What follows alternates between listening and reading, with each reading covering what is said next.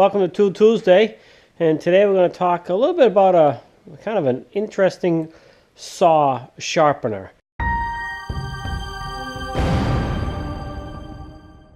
Now I'll put a picture right here of a much more modern one that you can look at for home use. It's not a professional model by any stretch of the imagination, but let's take a look at this rare and antique saw sharpener.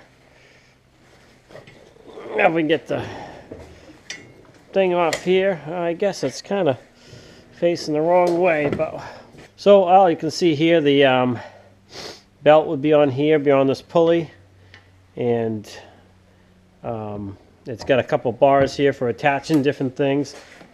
So here's the front of it right here. That's a very interesting piece of machinery. I don't know how old it is or anything like that. I don't know much about it. It's actually my dad's. We've actually never used it. But if anybody has any information on it, please feel free to comment. It is a Foley automatic saw filer.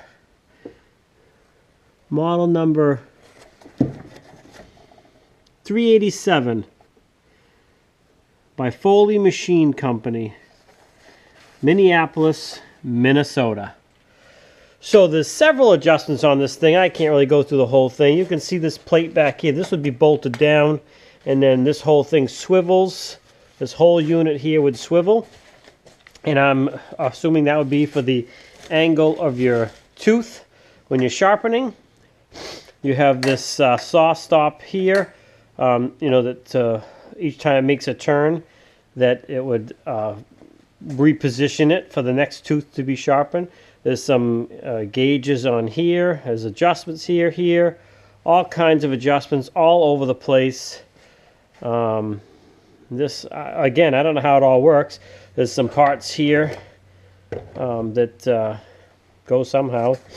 There is a book with it here, so I'll just hold that open here. Let's see if I can put the light down here. So there's the operating manual right there. So we certainly could operate it if we want to take time to read through this thing. Anyway, there's that. Whoops, I just dropped that. So, like I said, it's a very interesting piece of equipment. There's a crank over here that I would assume you would use not to do the sharpening, but to set it up, and you can see this whole mechanism moving. It is feeding the saw forward. So as I crank this, I'll show you what's happening here. So this is going back down, and then of course it would file the tooth if it was set up correctly, right there, because it's not obviously set up correctly. And when it finished that tooth, it raises up.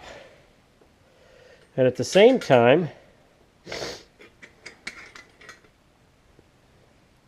when it's up here out of the way, it's hitting right here. Let's get the wire out of the way. This part here hits this little lever, which is teetering this little teeter-totter here. And again, all this can be adjusted, so it feeds it forward depending on the tooth count of the blade or the size or whatever. And then this little thing is pushing the blade forward to the next spot. And as it comes back down, it's releasing that, dropping to the next tooth, and this comes down and files the next tooth. So this would be, obviously be going automatically with the motor running like this, and it'd do it once you get it set up. It would just sit there and sharpen all the teeth, and you would turn the blade around and do the other side. This is to keep tension on the blade. And there's a plate on the other side to keep this thing nice and straight, so as the file is filing it, the blade is nice and secure right there. It's not bending, so you're going to get a nice true edge. But that's really about it. Again, we've never used it. If anybody has any information on it, I don't think it can be used for carbide blades. I think it's this probably came out maybe before carbide blades. There's a whole whole thing of files down here that go with it for different grits, I guess. But look at the adjustments on this thing. It's just a amazing piece of equipment and ingenuity. You can see back there, there's more wheels that ride along the top of the shaft back there. There's an adjustment here. I mean, the light's part of it here. There's probably, maybe it was an accessory at the time. And again, there's that other bar back there. I'm not sure what it's for, but it goes to it. Let's go back around the other side. I'll show you this a little bit here. Now this, again, I don't know. I don't even know where this hooks on it without actually reading the directions. But it definitely would go on it or on, maybe it's part of, it was just bolted down, this was bolted to the bench somewhere. I don't know. I really don't know. It's an interesting piece of equipment. That I do know. That's not part of it. This is part of it here. It's not hooked to it, it's just sitting here. This must get bolted down somewhere, but it's got some other adjustments. There's an adjuster here, which adjusts this, and the part of the thing in the front that is the advancing mechanism. All this stuff connects with each other. So when you're cranking this thing, you can see all these parts are moving. It's sliding on these two shafts here. Looks like it has brass bushings, and it's very quiet. Obviously, I'm not talking about the motor, but there's no squeaking or anything, and everything is nice and tight and true. So it's a quality piece of equipment. I'm just not sure it has a use today. But all of this has to be thought out when they build these things, and the ingenuity and the thought process to go into it to make something like this work is truly amazing. And you can get a better look at the angle adjustment back here. There's your adjuster, your tightener. You can loosen it and swivel this thing one way or the other. There's this arm here that is tied to this little note, but that goes somewhere.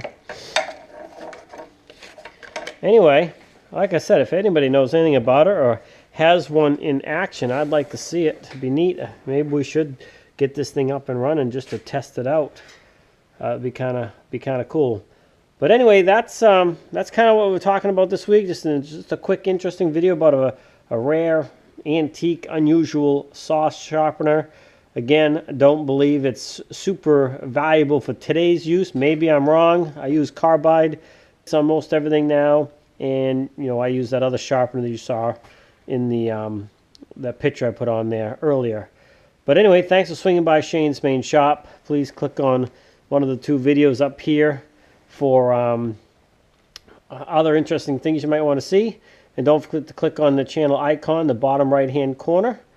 And thanks for swinging by Shane's main shop. Please like, subscribe, comment, come back often for more videos. And as always, have a great day.